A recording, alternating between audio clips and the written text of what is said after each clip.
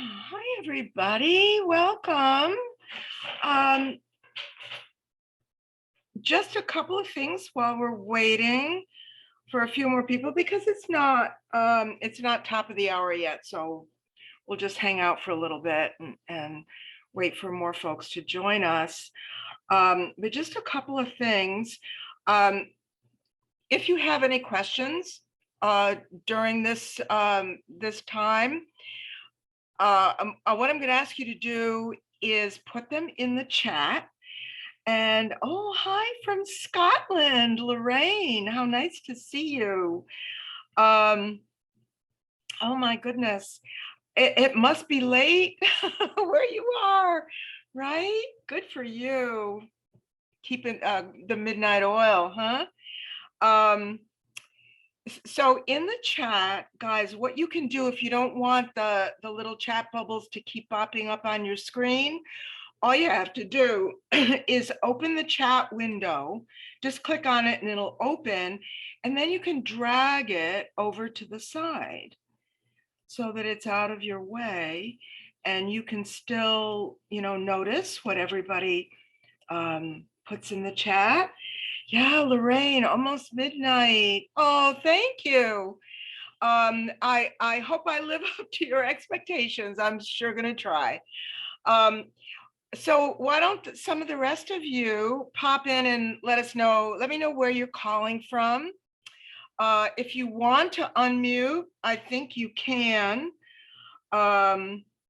Once I get started, I'll make sure everybody's muted just in case there's background noise. We won't have that interruption. But if anybody wants to unmute, I should say, and pop in and just let us know where you're from. Hi, Carrie in Ohio. Yeah, it's a little earlier for you. I think are you Central Time in Ohio? I think you are. Yeah, San Diego. Hi, Cheryl. And Nikki, you're in Barcelona. That's one city that I have always wanted to visit. It just seems like I just think of it as such a beautiful city. So thank you for joining us. Yeah, and let's see. Sharon, penultimate. 2 Portuguese water dogs in the North Georgia mountains. Oh, I bet that's beautiful. I'm in Tennessee, in the foothills of the Smoky Mountains, in just outside of Knoxville in East Tennessee. So I just love to look out my window and stand on my porch and see the mountains. It's absolutely gorgeous. So yes, we're not far apart. We're not, are we? Here in Georgia. Yeah, just in a couple of hours. So yeah, welcome everybody. If you're just popping in, jump into the chat and let us know where you're from. Also, let me know if there's any pressing thing that is on your mind right now in terms of overexcited behavior with your dog, because that, it just seems like most of the people I talk to these days about their dog and what's going on with their dog, they tell me something like that the dog just kind of loses it in this situation or that situation. Sometimes the dog is perfectly fine and calm, and then in certain situations, the dog just can't handle it. So if that's, hey, Ingrid in Spartanburg. Yeah, I think I went to a dog show there once. Yeah, so pretty in South Carolina. So if you've got anything going on with your dog where things are a little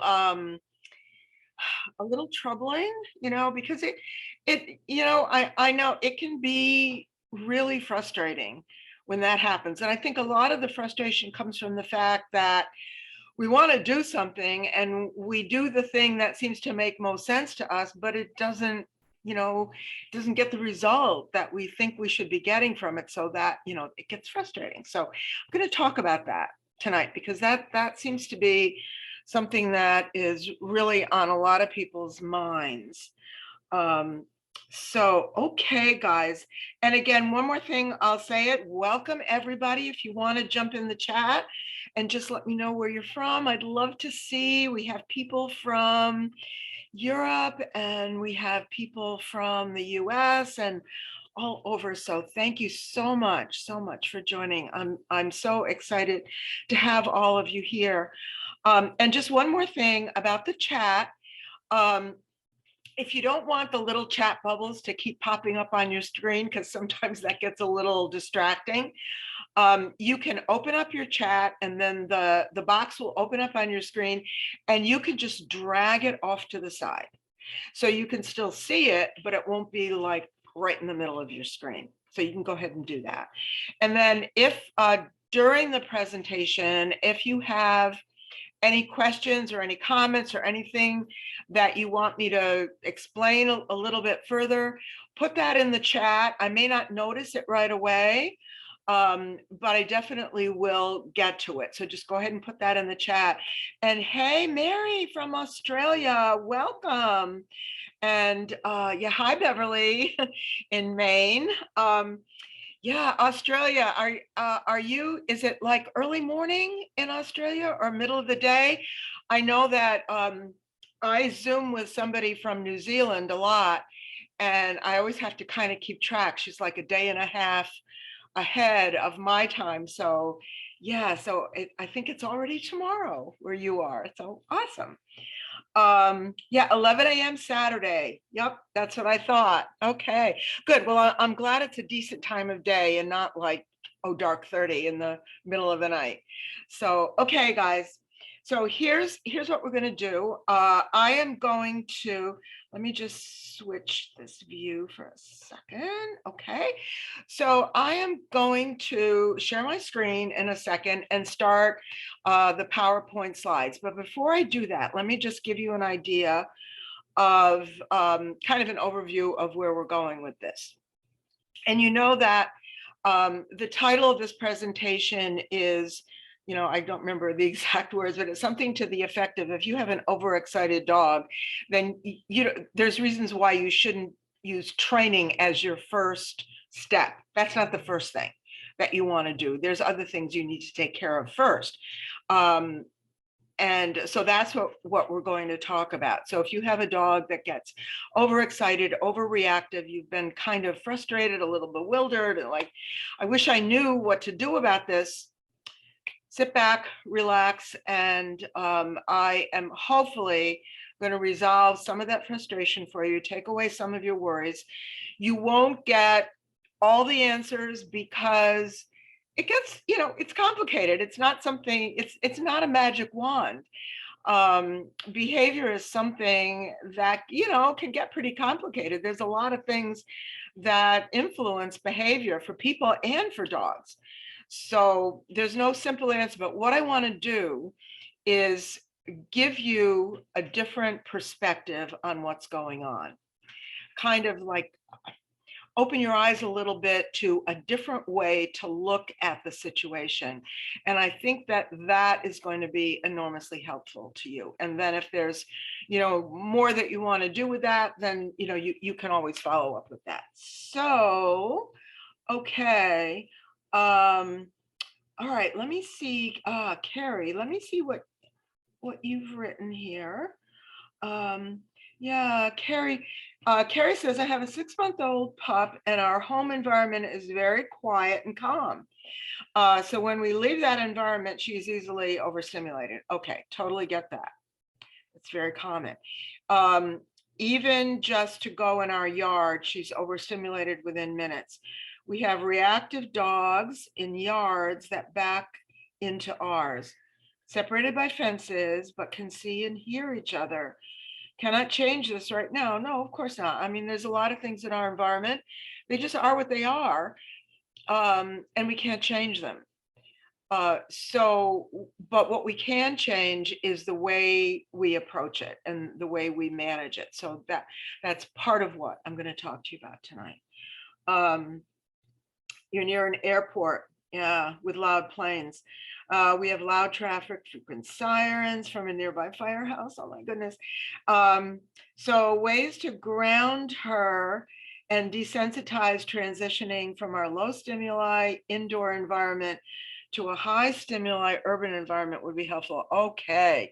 Yeah. So one thing I want to say, well, two things I want to say about your comment, and thank you, Carrie, for that. Thank you, because that is like right on target for exactly what I want to talk about. And I think a lot of people share a similar situation. So thank you so much for putting that in there. So two things I want to say about that. First of all, um, getting dogs habituated and acclimated to different kinds of stimuli in the environment is a gradual process, and it's gradual exposure. So going from your quiet home environment to the planes overhead or the traffic or the sirens and all of the things in the outdoor environment, it's a huge transition, probably too big a leap for your dog to make all at once. So one of the things we'll talk about is gradual exposures and how you can help your dog be more to process those things with a better emotional point of view, better internal emotions. And that's what it's all about. And just some of you who've worked with me before, if you're here, you know that this is really about addressing the internal emotions that are driving these behaviors. We're going to talk a lot about that. And the other thing is, I am so glad that you put the word desensitize in there, because that is what we have always done, right? And I know I've been in this business working with people and their dogs for decades. I won't tell you exactly how many, but a long, long time. So desensitization and counter conditioning, that was what we did. That was the go-to method for handling this kind of thing.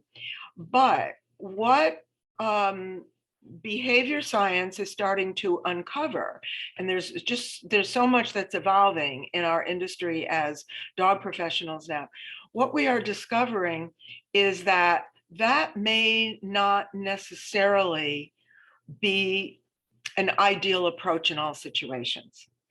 And I'll tell you honestly, when I was working with people and I was using this method, counter conditioning and desensitization, we're going to use gradual exposures and we're going to get the dog used to these things. I was never 100% happy with the results that I got. Yeah, it worked, but I always had this like gnawing feeling in the back of my mind that somehow it wasn't really working that well for the dogs. We were getting the dogs to comply, but I didn't always get the feeling that the dogs were completely happy with that. So when I did more research and when I started to learn about these other approaches that I'm going to talk to you about tonight, I realized that we don't always have that doesn't have to be our go-to method, desensitization, because there's other options. So we don't necessarily have to do that. It's not, it's not something we're going to just throw out the window and say never do it. Of course, it has its purpose, but it's not the only option, and it may not be the best one. So we're going to talk about that. Okay. Let me see. Okay. Hi, Cindy from Georgia. So nice to see you. So glad you're here. Welcome, everybody. Okay. So I'm going to share my screen for a second. We'll start the PowerPoint slides. Whoops. And just to tell you where we're going, I'm going to explain to you why we don't always want to go to training as our go-to first step. So the dog is, for example, the dog, gets frantic when he looks out the window and he sees your neighbor walking their dog down the street. Woof, bark, bark, bark, bark, bark. So we think that the solution, and people, this is what people do. People tell me they do this from our human perspective, makes total sense. I mean, this would be the logical thing to do. You would bring the dog away from the window or the door, whatever the dog is barking, and you would say, pay attention to me, sit, lie down, go over there. You would maybe close the drapes, close the, the blinds, block the window, take the dog away so the dog wasn't seeing it anymore. It may have been a temporary solution, but there's a very, very good reason why that doesn't have any lasting impact on the dog's behavior. And you probably realize that at this point, that it may work temporarily. You may just, short circuit that behavior for the moment, but it doesn't have any lasting impact. That's what we're going to talk about, is how you can address these behaviors so that it has a permanent, lasting change on the dog's behavior without you having to use force, punishment, any kind of restraint or restrictions. And yeah, I promise you, that's what I'm going to explain to you. I know it sounds like pie in the sky, a magic wand. It's not, I promise. So, okay, let's go. Let me just do this. All right, let me get here. Hang on, bear with me for a minute. I want to make sure that it all goes correctly. All right. Let me go back here.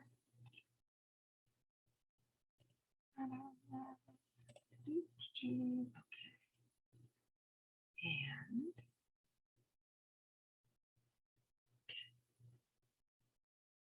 one more second. You guys are so patient. I love it. Okay. There we go. And all righty. Okay, I'm going to minimize my chat now so that it doesn't block the screen. Is everybody good? Can everybody see that okay? If you can't, okay, I guess it's good, right? All right, let me just.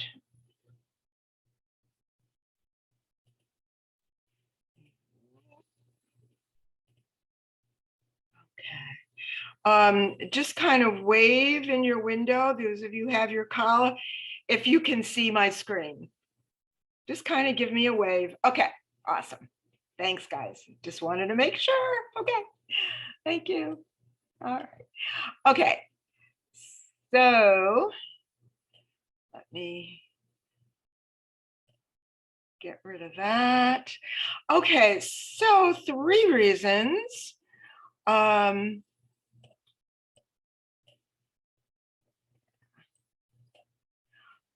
3 reasons not to train your overexcited dog and what to do instead. So most of the time, this overexcitement and overstimulation kind of is manifested mostly with barking. So one of the questions we want to kind of ask is, what does a barking dog really want? They want something, they're using their voice for a reason. And if you know your dog, certain barks mean certain things. Barking because they're hungry, barking because it's an alarm bark, or barking because they're wanting attention or something that, it all sounds a little different. We know that there's a reason. And the picture I chose here, I chose a Chihuahua because this breed gets a reputation for being yappy. And I have a Chihuahua and he barks, but not unless he has a good reason for it. And I think a lot of the times these little dogs get a reputation for barking because they get frustrated. They bark for a reason, but their barking isn't being acknowledged. And so they get frustrated and they keep barking. And then we get annoyed with them. We tell them to be quiet. And you know, they're trying to convey some information. So barking expresses feelings. So what happens is often instead of providing relief, we add to the pressure that the dogs are already feeling by trying to make them stop, instead of wondering what it is that they need and then responding in some way to that need. Now, that doesn't mean that that the dog is going to, you know, constantly be demanding attention by barking. No, that's not it at all. It's a relationship that's companionable. So if you're in a relationship with a companion and they let you know that they need something, you're going to respond to that need, and vice versa. So that's what, you know, that's what I'm talking about. So what we have to think of when we have dogs that are behaving in a way that we wish would stop, when people tell me that they have, you know, their dog is barking and say, how can I make it stop? Okay, I get it. It's like, it's totally frustrating. Like, please make it stop. But actually, there's a better question. And the question is, what do you want your dog to do instead? So when your dog's big feelings conflict with your expectations, is it fair to say the dog needs more training? Training to do what? We're talking about feelings. We're not talking about behavior. So frustration, anxiety, fear, those are feelings. Those aren't behaviors. So the three reasons, and we're going to go more deeply into these, but here they are. The three reasons that training can make things worse is, first of all, the basic need to feel safe, at peace, and loved must be met before learning can take place. So if you have a dog that doesn't feel safe, he perceives something as a threat, whether you see it as a real threat or not, like your neighbor walking your dog down the street, you probably don't see that as threatening. But if the dog sees it that way, that's what matters. So if he doesn't feel safe, you have to address that before you can teach him anything, because the learning part of his brain shuts down when the fight or flight part is activated. And when a dog doesn't feel safe, his brain goes into fight or flight. Reason number two is emotional well-being brings trust, stability, and calm, and free choice and movement can dispel fear. So when a dog is anxious, if you tell him to sit and look at you, that's building the pressure, because movement equals safety for animals. Animals that cannot move are at risk, at severe risk. So if they're able to move, they're safe. So we want the dogs to have the freedom to move. And we want to establish their emotional well-being first by making sure that they trust that we are the ones that are going to keep them safe. And then number three, learning is stressful. No, any kind of learning is stressful. If you've ever tried to figure something out for the first time and learn a new skill, you know that it can be stressful. That's part of it. And the stress of learning is normal. It's just part of the whole learning process. So if you want your dog to embrace the stress of learning something, he has to first be emotionally calm, and he has to feel emotionally safe, because as I said, emotional distress shuts down the learning part of the dog's brain. All right, so let's talk about the first one, emotional needs. The basic need to feel safe, at peace, and loved must first be met before learning can take place. Now, you know you love your dog. You know that you're keeping your dog safe. You're not exposing your dog to any risks. You're keeping him safe. You're keeping him healthy. You love him.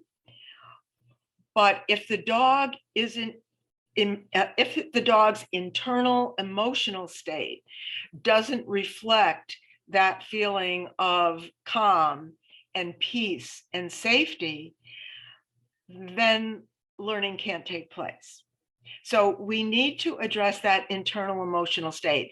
And if you're wondering if your dog, doesn't feel safe, that is not a criticism of you.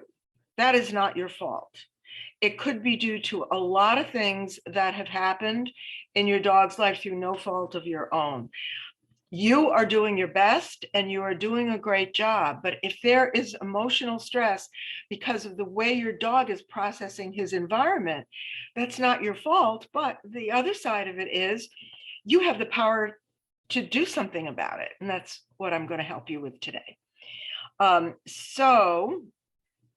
Blocking the freedom to naturally express emotions by using management, redirection, or avoidance adds pressure to the dog's stress.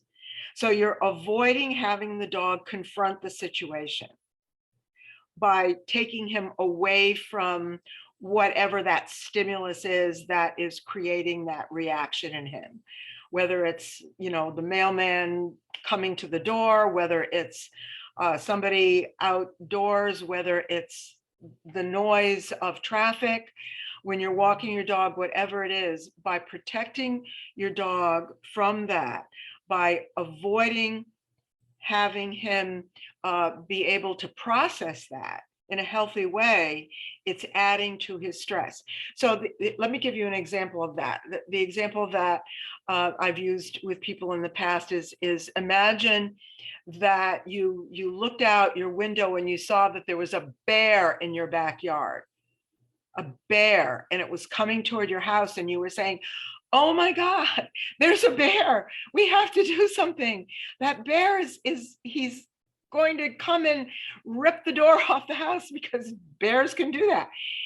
You would be in a state of threat, like there's a threat out there. I have to do something about it. And if someone said to you, well, just don't look at it. Just turn your back and go sit down somewhere and don't look at it. That's not a solution, is it? That doesn't make you feel better.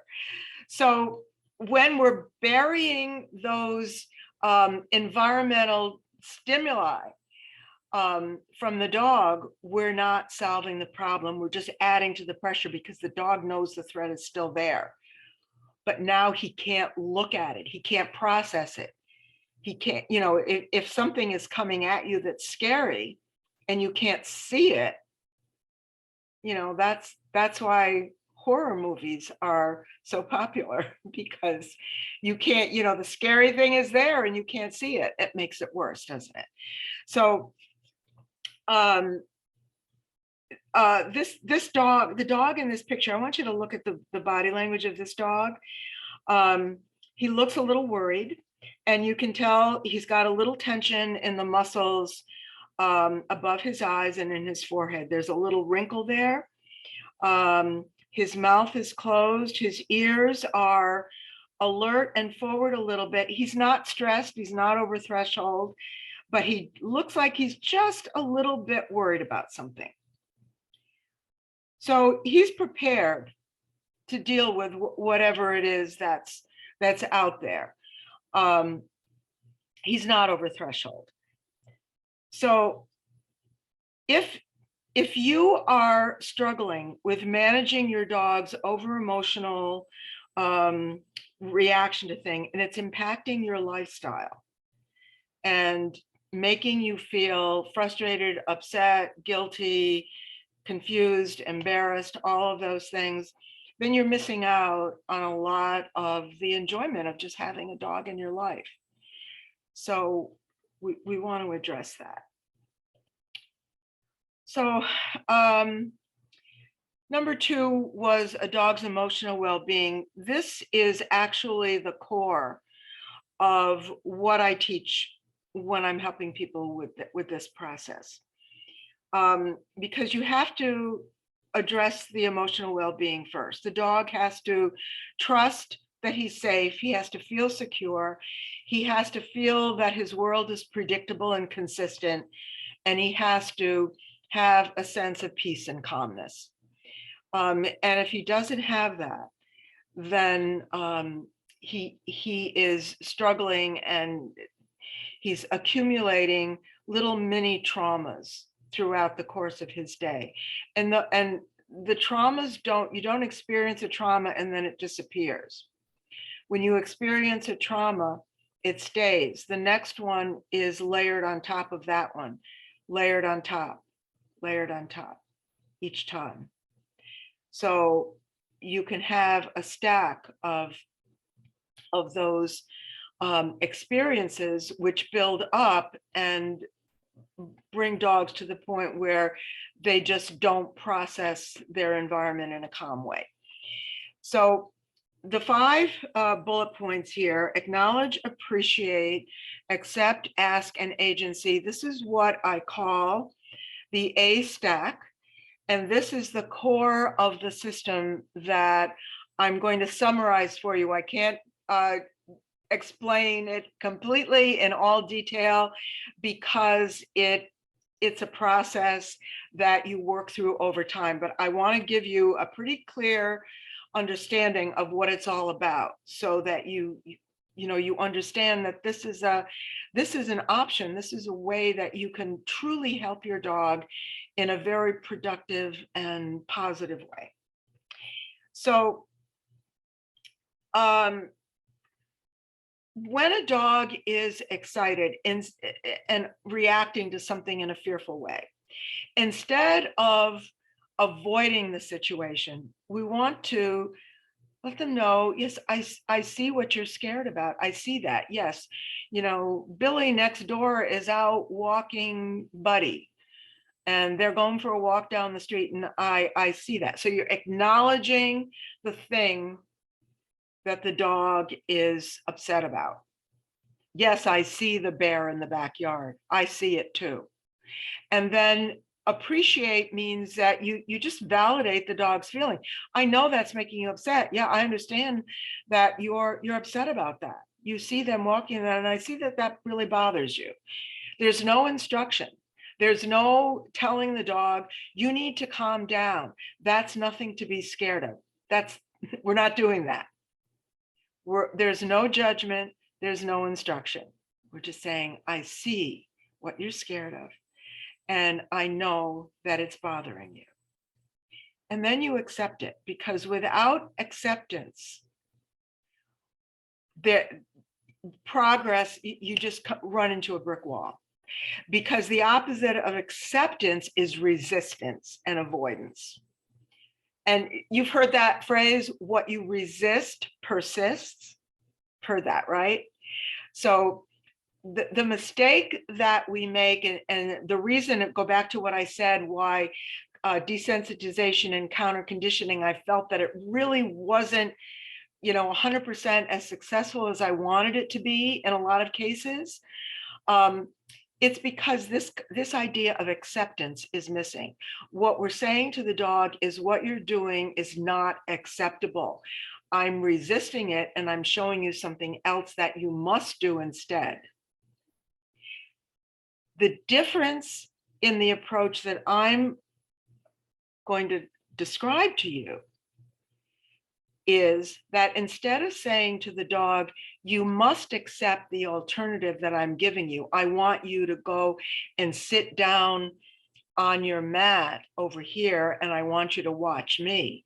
Instead of telling the dog what the dog must do, we're going to the next step after we accept the fact that this is where the dog is. We're accepting the dog in front of us in the emotional state that the dog is in now. And then we do something that might seem very counterintuitive to you. We ask the dog what they want to do next. And I know that sounds really weird, but I know I have a couple of people on the call that have done this with their dogs. And Maybe a little later on, they'll share their experiences with you. You ask the dog, so you accept. And one of the reasons that this works the way it does is because when you work through this process of acknowledging the dog's emotion, appreciating and validating that emotion, say, yes, I see that you're upset by that. It puts you in a calmer state. And when you become calm and relaxed, instead of mirroring the dog's anxiety, now you give the dog the opportunity to mirror your calmness. You're modeling that, and there is such a thing as co-regulating. We all do this. If you're in a situation where everybody around you is frantic and excited and nervous, you're going to start to feel the same way. If you're in a situation where everyone around you, or even one person that you're with, is relaxed and calm, you're going to start to feel the same way. We all do this. It's just part of the way humans react, and dogs do the same thing. So the reason that you can, at this point, ask the dog, what would you like to do now, is that you have brought your own energy into a state of much greater calmness. And the dog is also feeling that. And you reach the point number 5, which is agency. You have given the dog the most important gift that you can give him, and that is the agency to manage the things in his environment that impact his well-being. You're giving him control over what's around him. What would you like to do now? And what happens is the first time you ask the dogs that, they might just kind of look at you like, what are you talking about? And that's your opportunity to reinforce the dog for connecting with you and disconnecting from whatever that perceived threat was. Because they're looking at you and you say, yeah, now see, everything's okay. So what would you like to do now? And then if the dog doesn't decide to do something, in the beginning, they probably won't. Then you might say, would you like to come over here with me? And I'm going to sit down here and read a book, or I'm going to go and make some lunch. Would you like to come with me? Come on, let's go. And it's just very calm, very relaxed. And the dog has the choice. Now, if the dog says, no, I don't want to go with you, that's fine too. Because the important thing is that you're giving the dog the choice what to do. Whatever he chooses to do, as long as it reflects a calmer internal state, that's a success. Okay, let's move on a little bit. Whoops, I want to go back here. Yeah, we're going to look at that thing. Hang on. So learning is stressful. And the reason that I'm telling you not to give your dog any instructions in the beginning, to just acknowledge, leave it open-ended, because as soon as you start telling the dog what to do, you're increasing the pressure and adding to the stress. We're trying to reduce stress. So let's look at this now. You don't have to process this whole thing. There's just a couple of things that I want to point out to you. This is the hierarchy of dog needs. The quote up at the upper right-hand corner of the slide, there is never a justification to use pain, fear, dominance devices, or training methods, dominance devices, or those fear training methods with our dogs. That's from Linda Michaels, whose book Do No Harm discusses this whole hierarchy of dog needs. So if that's something you're interested in, you can go ahead and look that up. Linda Michaels' Do No Harm is the title of her book. But what I want to point out here is that this hierarchy starts with the basic biological needs. Dogs have to be, physically safe. They have to have food and shelter, and they have to be healthy and free from temperature extremes. They can't be freezing to death or, overheated. They have to have their biological needs met. Okay, we all do that. But the next step in the hierarchy is emotional needs. It's not training, it's not playing or bonding, which are the social needs, it's emotional needs. And the emotional needs are security, love, trust, consistency, and benevolent leadership. If dogs don't feel safe, we can do all the fancy training in the book, and it's not going to do much good at all. The dogs might give the appearance of complying if their emotional needs are unmet. They might give the appearance of complying. But what that really is that the dog goes into shutdown mode. And it's almost like learned helplessness. They'll comply because the alternative is worse. They'll just go through the motions. So it's not really learning. So you'll notice that after emotional needs, there's the social needs, which is bonding with people. Before bonding can take place, there has to be trust and benevolent leadership and love. And the dogs have to feel safe. Your dog has to know that you have his back, that no matter what happens, you are the advocate. That's the reason that I describe the relationship that people have with their dogs as a parent relationship. And it's got nothing to do with that sentimental version of, making them out as our little furry children and all that. Not that. I use parenting because the role of a parent is to protect, to guide, and to be an advocate. And that's really what our role is when we care for our dogs. Some people use the term guardian, and that's fine too. I just, resonate a little more with the idea of parent. Before we ever get to training, which is that red box in the triangle, and all of those training methods, and you'll notice that desensitization and counter conditioning are listed as force retraining methods, and they are, along with all of those other methods, all of those are perfectly acceptable in the right circumstances, and they do the job. But before you use them, you'll see that emotional and social needs have to be addressed first before you can go to training.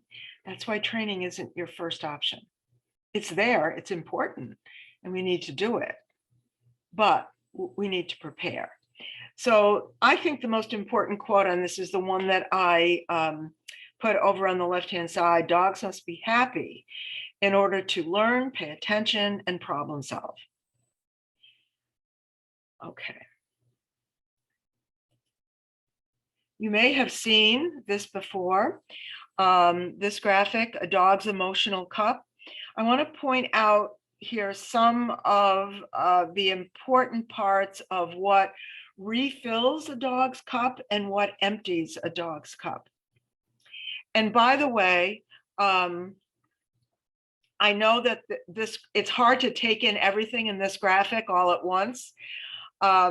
So I'm going to give it to you. If you stick around to the end, I'm going to give you a link. I'll put a link in the chat, and you can download this. And I have a couple of other things that I'm going to give you too. You can go ahead and get it and print it out and keep it. This is really worth hanging on to and referring to often. There's a ton of value in here. We won't be able to go over everything, but I just want to have you look particularly at a comparison between what fills a dog's emotional cup and what empties it. Dogs that have their emotional cup filled are happy, are peaceful, they're calm, they trust the people around them, and they have they're feeling emotionally secure and safe. So number one on that list of what refills, you see the dog digging, are doing doggy things, sniffing, chewing, foraging, barking, digging, and playing. These are the activities that we use as part of my emotional intelligence system for dogs. Dogs have to express themselves naturally. That's a fundamental need, a fundamental freedom, the freedom to express your nature. And we all need to do that. I mean, we all need to be who we are, be ourselves, be you, do the things that feel natural and comfortable to you, express yourself. Dogs need the same things. And sniffing and chewing, all of those things activate the learning part of the dog's brain. We don't always think of it that way, but they actually do. When dogs are sniffing, and we do things like go on sniff walks on a long line and just let the dog take in his environment, process, problem solve, explore. Those things are really fill a dog's emotional cup. And if the freedom to move, and I said to you before that movement equals safety for animals, and the freedom to make choices. We talked about agency, asking the dog, what would you like to do now? And the dog chooses, and we want the dogs, and the dogs will eventually choose the things that feel good to them. So part of the training process is showing them how to feel good. And that's what we do when we're acknowledging and we're appreciating and validating their feelings and then giving them choices. We're showing them how to feel good, and they're going to choose to feel good, because all of that anxiety and stress and feeling threatened, that does not feel good to dogs. That feels bad. And then another thing I want you to notice in that list is the ability to control outcomes and get reinforcers.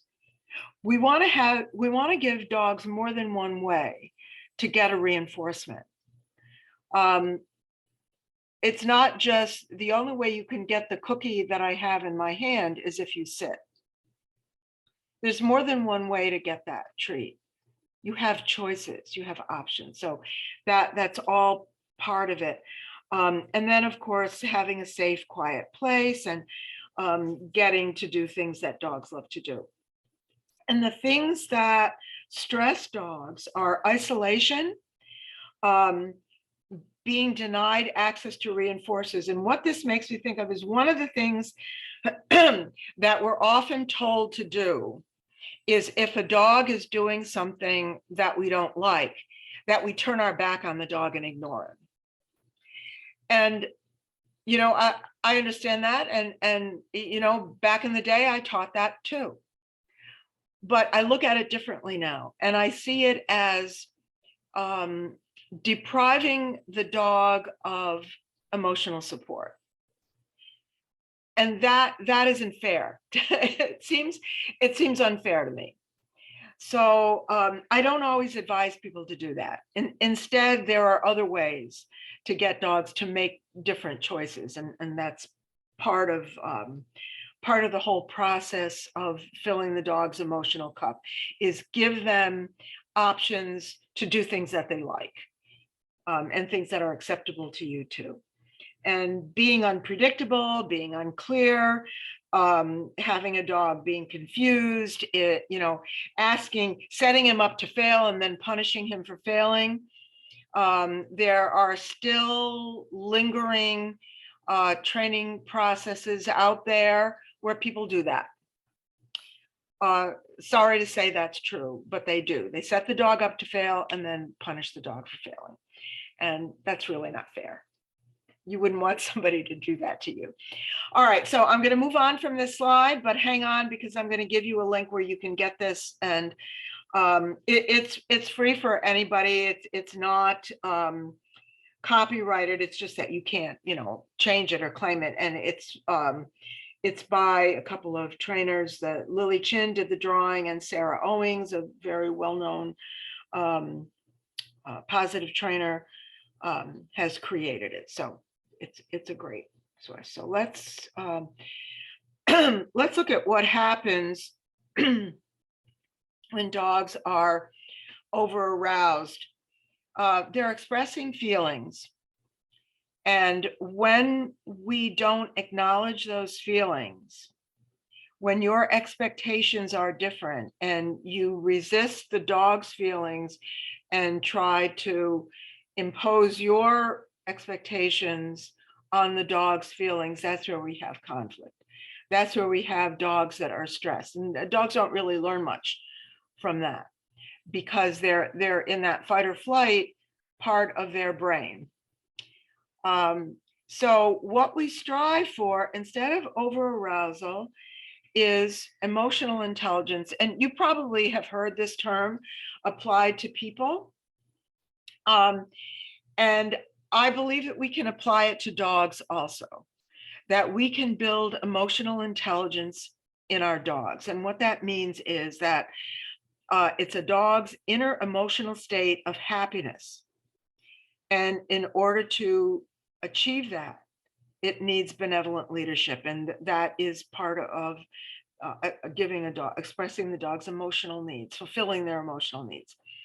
And play connects dogs to the freedom to express their nature, giving them the ability to play. So here is a little bit more detail about what emotional intelligence is. And these descriptions can apply to people as well as to dogs. So emotional intelligence means that you're able to communicate without conflict. You can express what you need, ask to have your needs met in a positive way. A tiny baby only knows how to cry when it needs something.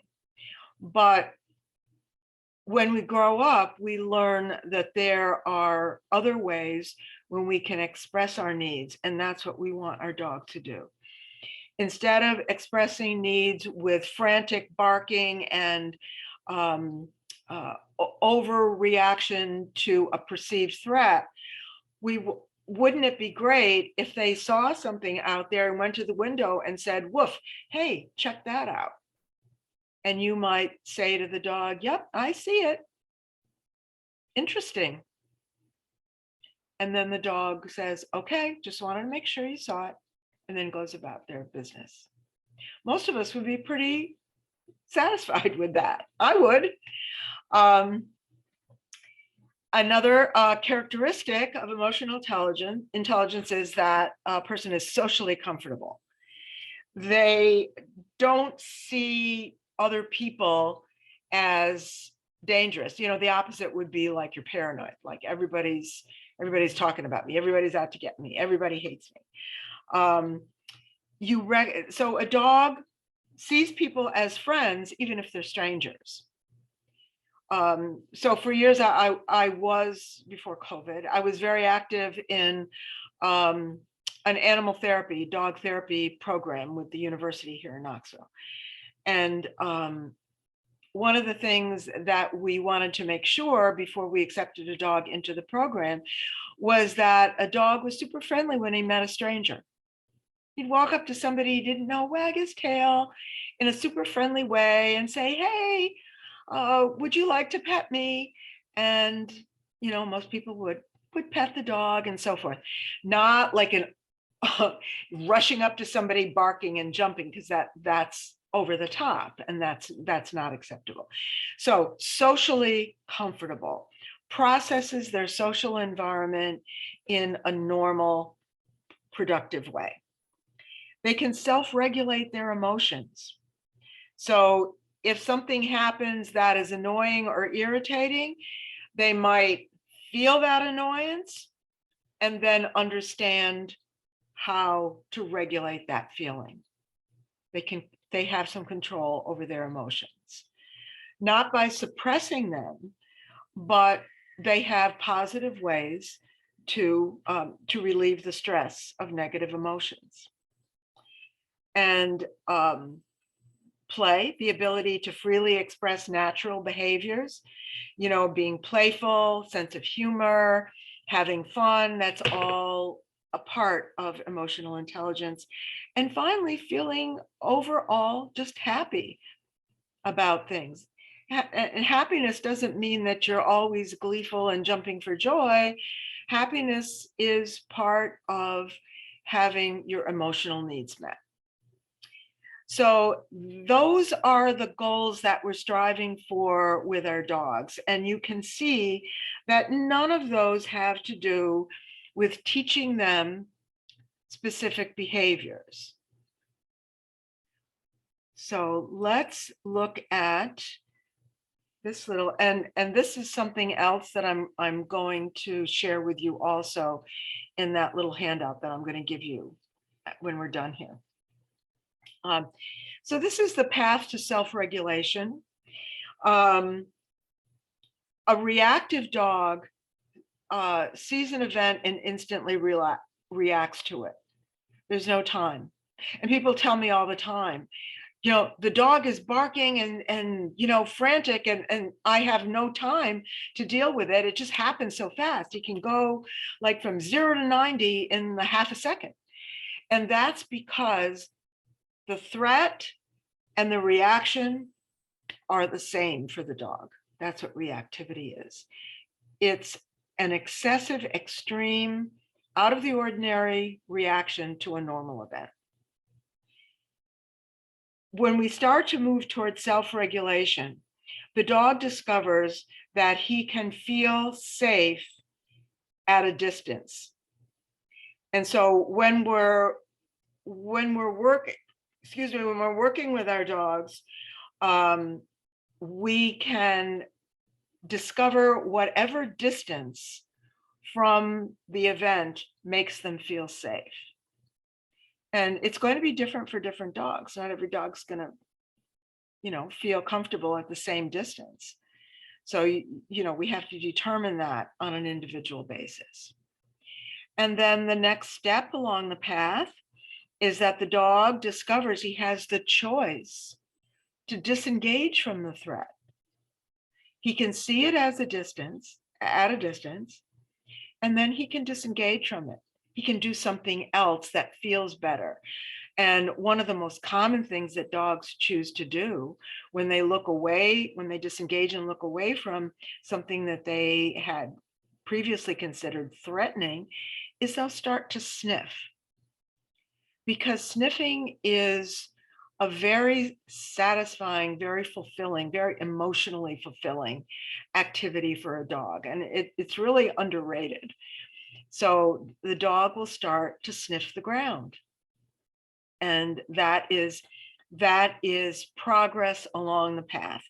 And then finally, what self-regulation means is that the dog chooses to process events that may have been felt threatening in the past, but he processes them in a positive way, and he knows how to make those choices. So I'm going to give you this slide. It'll look sort of like this, not exactly, but same information. And this, I'm not going to take a lot of time on this because I go into a lot more detail with it at another time, but it's just the foundations of going from chaos to calm and the movement. And I want you to perceive it as more of a cycle, because it's not a linear progression. It doesn't, you don't do one step, you're done with that, then move on to the next one. It's linear. I'm sorry, it's non-linear. It's more of a cycle. So on the inside of that blue circle, we have the behaviors that suggest emotional insecurity. So a dog is impulsive, and it's not that they have to control impulses, because impulses happen. They're just there. It's how we react to the impulse. And that's what self-regulation is. You experience an impulse, the dog experiences an impulse, but it understands how to positively regulate it. And then a feeling of insecurity. Those feelings of insecurity come and go. But if a dog has a foundation of confidence, he's able to positively process those feelings of insecurity. And then inattention, meaning that the dog is unfocused, scattered, not able to concentrate on anything. That is characteristic of a dog that is emotionally insecure. When a dog is attentive, that means he can put his attention on what's important, on the task at hand, and accomplish that. So I just wanted to show you this diagram so that you can visualize it more as a loop than something linear. So this is the A-stack method that I mentioned before, and you may have already downloaded the explanation of that. You may have already printed it out.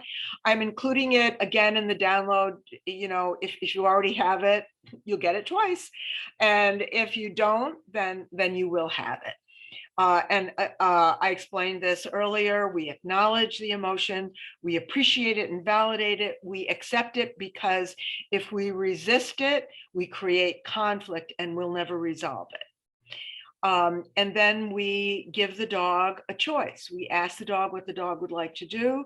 We offer him a choice. If he isn't calm enough to make a choice, we offer him an opportunity.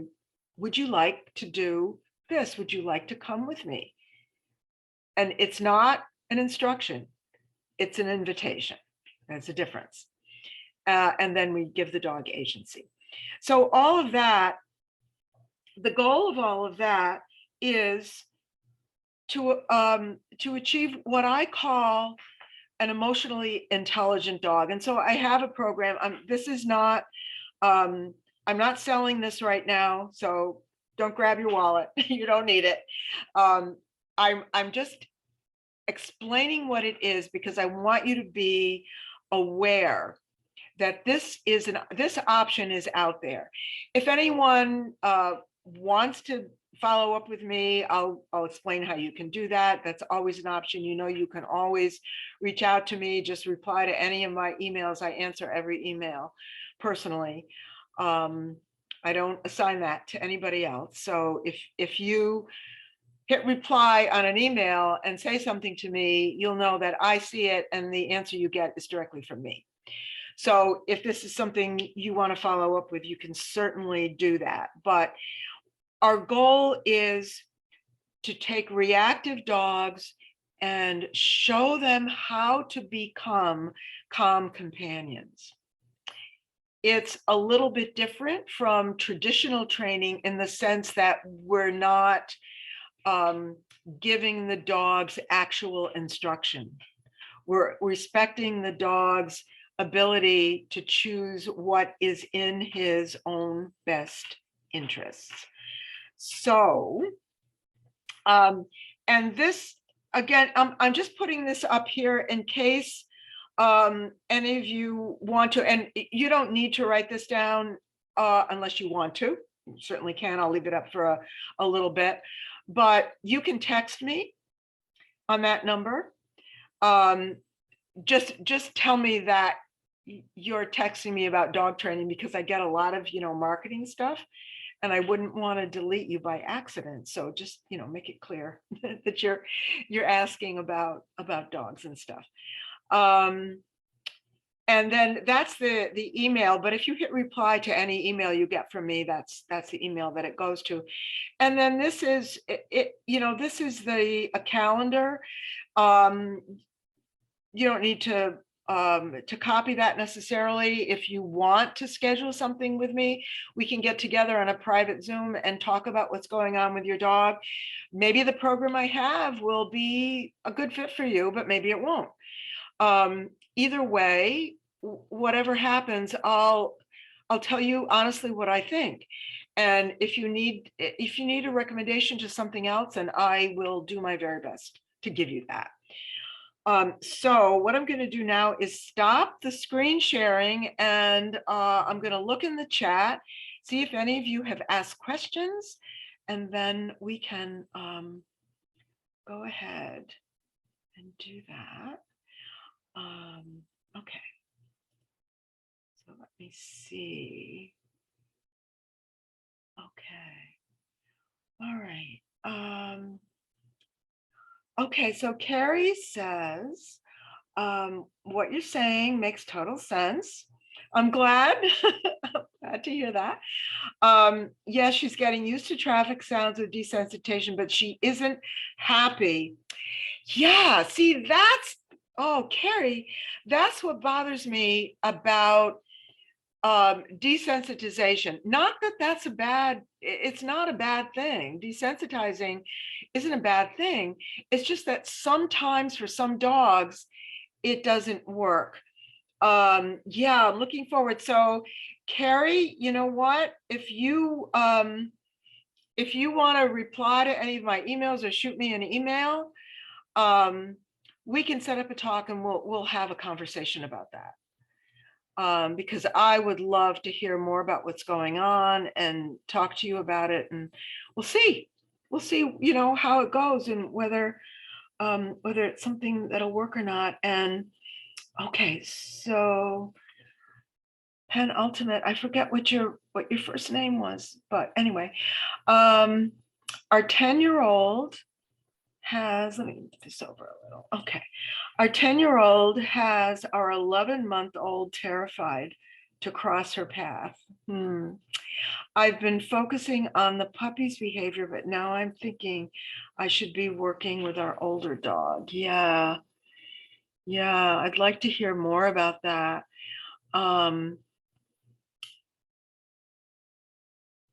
Okay. The function of the older dog's behavior. Okay. Yeah. So do you want to unmute? I'm going to change the view a little bit here to gallery. Okay. Do you want to unmute? And yes, I have unmuted. Okay, great. You can turn your camera Thank you. on. It's Sharon. You don't have to. I'm sorry. You can turn your camera on if you want, but you don't have to. Let me see if I can figure out how to do it. All you have to do is go down. There's a little camera button. There we go. Yes. All right. Whoa. Hey, hi. Here I am. What's your first name? Sharon. Sharon. Okay. All right. So tell me more about this. Tell me about it, Sharon.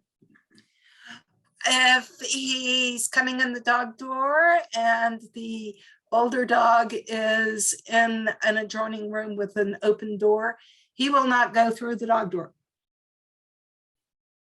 If she is upstairs, he will stand on the stairs and bark, but he will not come upstairs. The older dog will stand on the stairs and bark. No, the younger dog. Oh, the younger dog. Okay. The younger dog, Maxwell. Maxwell. Okay. Yes. Mm-hmm.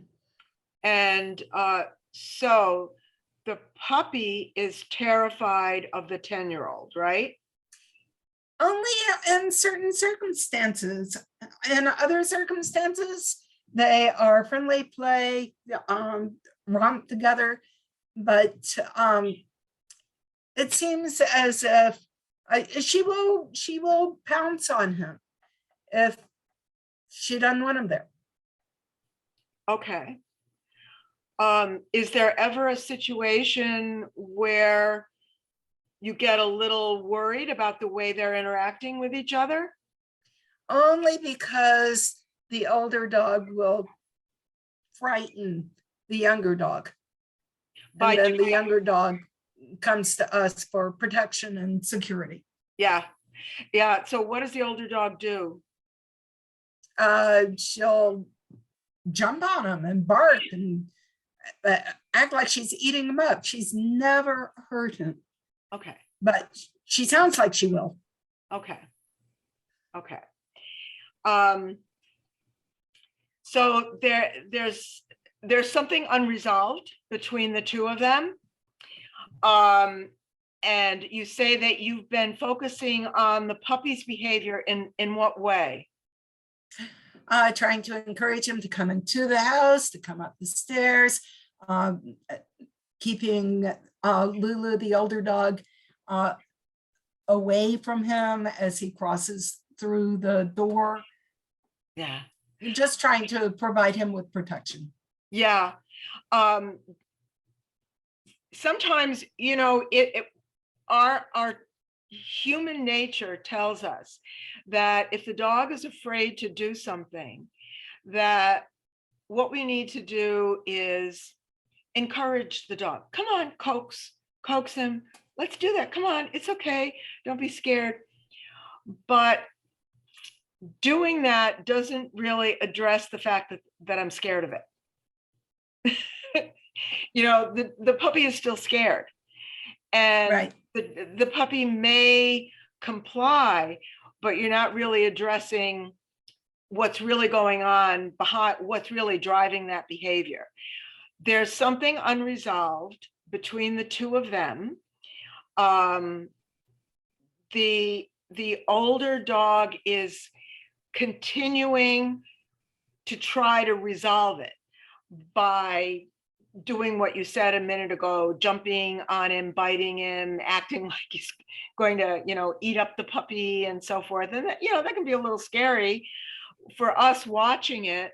But the thing that you need to look at is, what is the puppy telling you about that? Because the puppy's reaction is telling you what the intention of the older dog is, because the puppy gets it.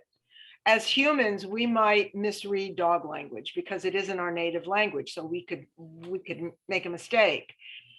But dogs understand each other.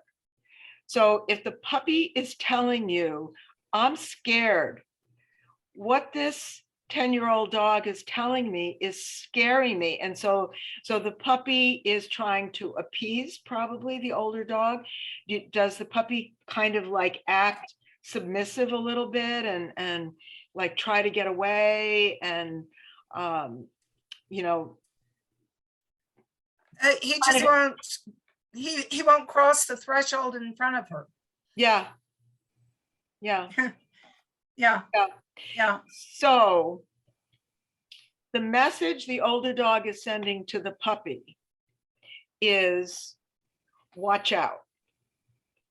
I've got my eyes on you. Oh, it's true.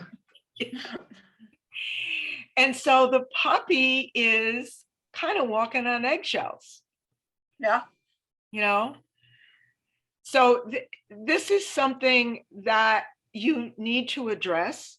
And it's in order to give you a step-by-step in how to start with that. I'd need a lot more history. So we would need to talk. So would you be interested in having a conversation about it? Yes. Talk about it. Okay.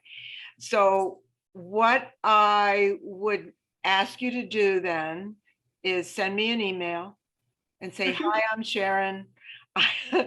I talked to you about, you know, my puppy who's scared of my older dog, and let's talk. And then I'll tell you how that works, and we can work it out. Thank you. Thank you. All right. Very excellent. So Deborah, when you said, what do you think is the function of the older dog's behavior? I assume you were talking about Sharon and her dog, the dogs we were just talking about. So yeah, protecting. It could very well be. And of course, a vet checkup is always something that, absolutely. A vet checkup, it never hurts. You just want to just rule out any kind of a medical situation. If you have any, lingering doubt, or there's anything in the back of your mind saying something doesn't seem quite right, medically, definitely rule out a medical problem. Absolutely, before we do anything. So, and you said, yes, physically healthy. Okay, awesome. That's really good. Glad to hear that. Okay, so anybody else have a question about anything? Let me see. Let me see who is still. I'm looking for, let's see. Beverly, are you still here? Here. Hi, everybody. Hi. Yeah, Okay, I gotta find you. Wait a minute, I haven't found you. I'm Oh, here. there you are. Hi. I got a little sleeping doggy over here. Oh no. Okay. Sleeping doggy over here. Yeah. So Oh, maybe they'll stay. okay. Maybe they'll stay asleep. Okay. Okay. So I've been working with Beverly and her wonderful dog Noelle for a while, and I asked her earlier today if she would be willing to share a little bit with you about what's been going on and where, so Beverly, maybe first you could tell us what was going on with Noelle in the very beginning, before we actually started to work. What was happening? Noelle is a 7-year-old mix. She's got, lab and boxer and American Staffordshire Terrier and Beagle and Rottweiler and all these hunting and gaming and guard dogs in her. And the reactivity, the timbre of her voice, the volume, the decibel level of her barks, which can go on a long time, was really, really hard for me to deal with. It was just, I recoiled at the sound of it, and I just didn't want to hear it. And so when I started working with you, Marilyn, what's it been, a couple of months? September, I think we started. Yeah, a couple of months. I just wanted to know, how can I shift? It's mostly an inside job, you're working on yourself, which is so disappointing because we want to fix them. But it's how am I responding to this stimulus, this sound?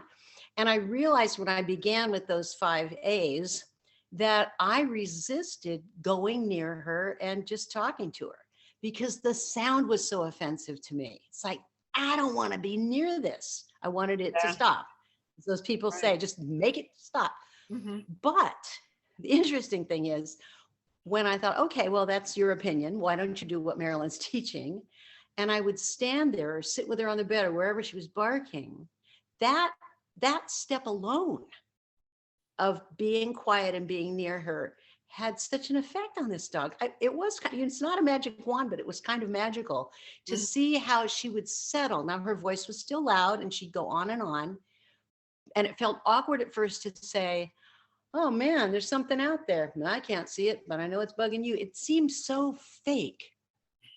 And I don't like fake. And I just wanted to be real with her. And I thought, okay, it's because it's a learning curve and it's new for you, Beverly. Just set aside your old ways.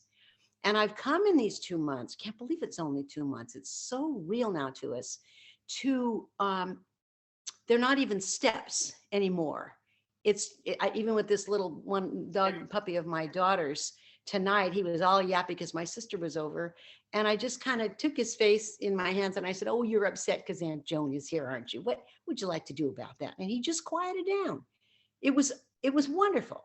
And I would like to tell a story about Noelle because this meant a lot to me. She sleeps on my bed and she can be lying totally still and without any growling, without any movement of her ears, without any sign. She will go from this prone, silent dog, maybe snoring, to without any warning.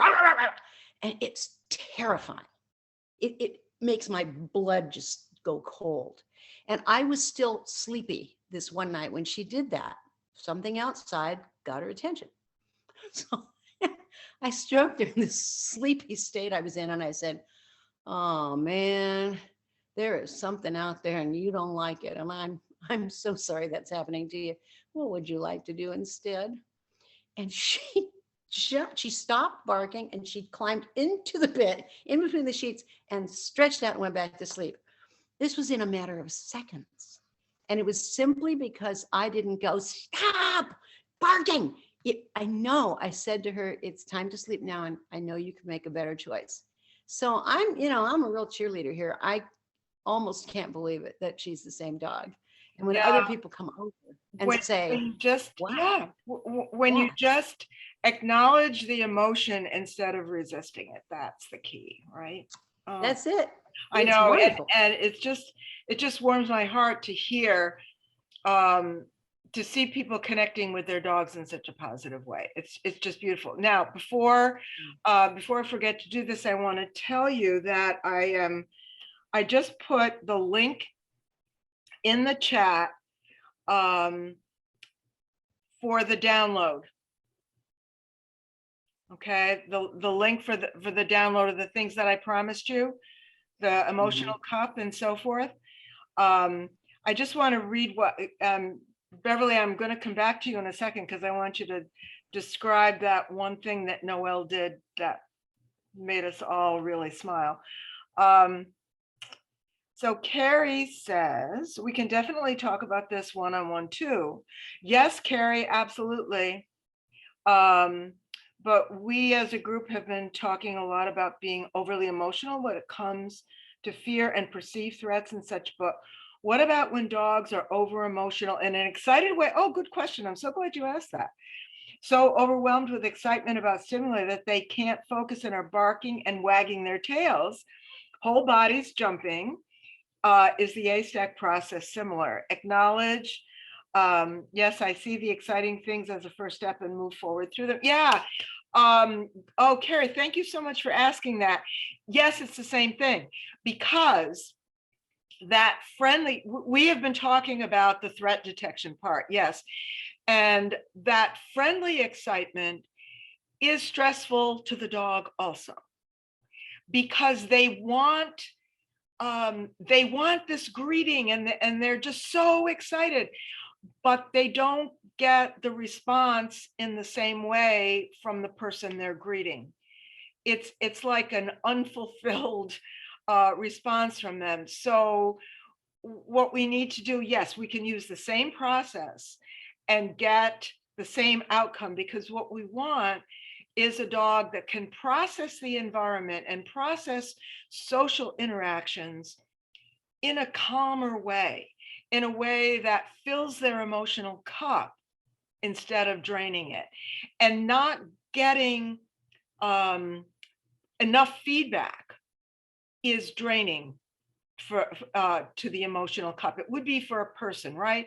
For us, if you were trying to get a response from another person and they just weren't responding to you, that would feel frustrating and awkward. So I think these friendly dogs, even though they're excited and happy and tail wagging and jumping, it still is stressful for them. So yes, we can apply this too for them, because we want them to be happy in their social interactions, but we also want them to be peaceful and calm and relaxed and enjoy those things.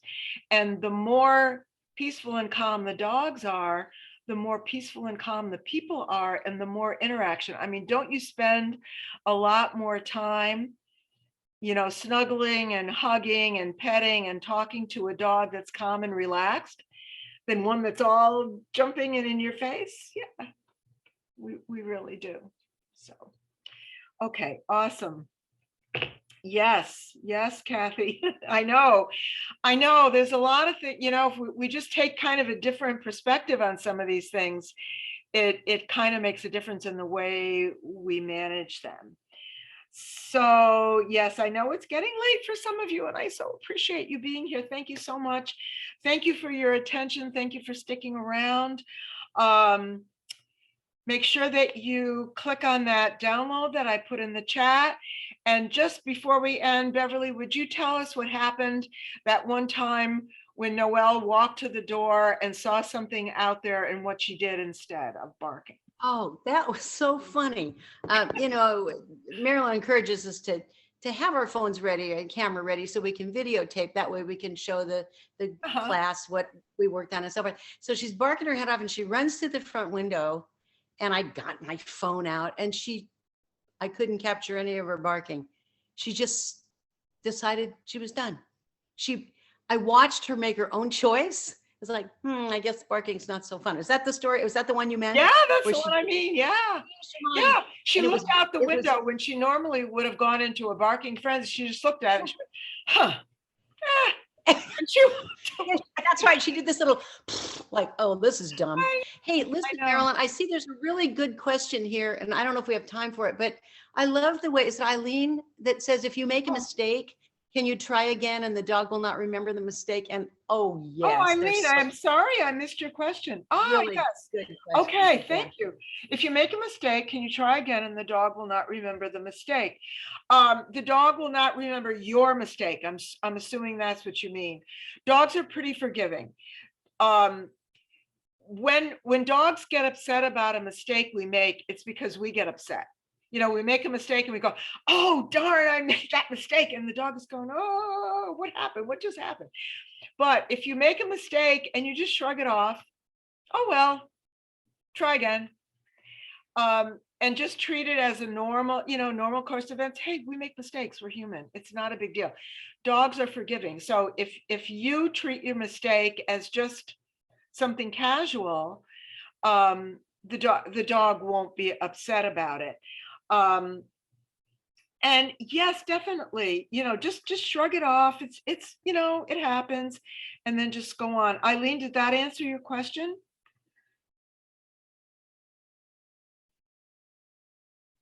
Let's see. Yes. Okay. Yeah, did that, okay, I hope that answered your question. Don't be afraid to make mistakes, and don't worry about them, and don't act like, it's the end of the world. It's not. It's not. It's just, the dogs are very forgiving. Dogs are very resilient, and they won't even know it's a mistake if you don't let them know. If you don't let on, they won't know. All right. Is there anything else? Thank you so much for coming, everybody. And don't forget to download the little thing. I put the link in the chat. I'll stick it in there one more quick time, just in case. Oops. Oh, I went to a direct message. Sorry. Okay, so Alice, I think you sent me. Oh, sorry. Let me make this. Okay, here. Hang on, guys. I'm sorry. Let me put this. Okay. All right. I just put that link in there, and let me see. Alice, let me find you. Okay, I'm sorry if I miss some messages here.